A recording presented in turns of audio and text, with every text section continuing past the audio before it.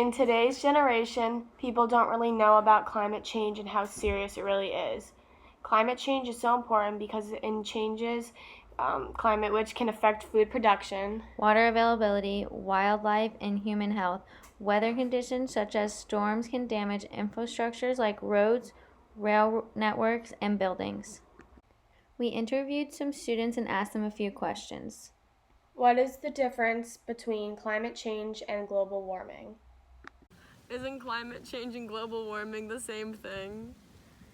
Isn't climate change a form of global warming?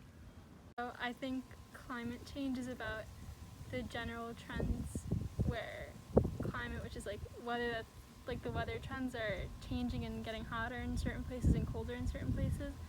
And then I think global warming has more to do with the ozone layer and like how us humans have contributed to like depleting the ozone layer and pollution.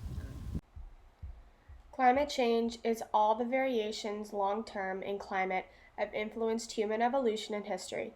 A study of long term climate change provides an understanding of factors that have determined global climate in the past and will surely shape it in the future. During the past 10,000 years, Earth has grown warmer. The Earth has warmed, cooled, and warmed again. Global warming is a gradual increase in the overall temperature of the Earth's atmosphere, generally attributed to the greenhouse effect caused by increased levels of carbon dioxide, chlorofluorocarbons, and other pollutants. The second interview question we did was, what do you think climate change is? Isn't that what's causing the penguins to die in the North Pole? Doesn't that make the icebergs melt and it gets really hot? So I think climate change is talking about the changes in weather trends like across certain parts of the world, how some places are getting colder over time and some places are getting hotter. The greenhouse effect is the process by which radiation from a planet's atmosphere warms the planet's surface to a temperature above what it would be without this atmosphere. Radiatively active gases in a planet's atmosphere radiate energy in all directions.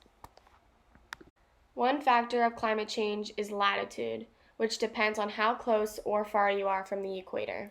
The second one is ocean currents, which is the different temperatures. Warm water warms the air above, which warms the coast.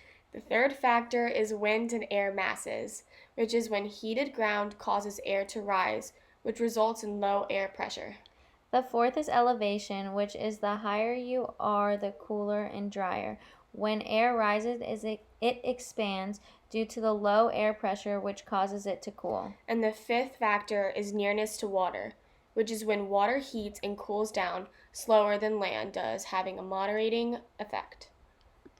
Some natural effects of climate change are volcanic eruptions, wind and air masses, regional variation is sea surface temperature, ocean currents, regional variation on land, elevation, latitude, and solar forcing. Anthropogenic effects is defined as the activity originating in human activity. Air pollution, deforestation, livestock production is all examples of this. And the last question was, after learning all this, how do you think we as a community can slow down the rate of climate change? After learning all this, we can slow the rate of climate change by carpooling with friends when going places, so you only have to take one car or fewer cars, and you can recycle instead of throwing away products such as paper and boxes and plastic. You can recycle them, and it's better for the planet. We need to be more conscious of the greenhouse gases that we're emitting into society, and when possible, we should look into using alternative forms of green energy. I think that we could implement small changes like biking or walking somewhere instead of taking the car. We could clean up areas around us, try to reduce how much water we're using, how much heat we're using in the house, and different things like that. All of these effects of climate change affect the air we breathe, the water we drink, and climate change makes the extremes more extreme.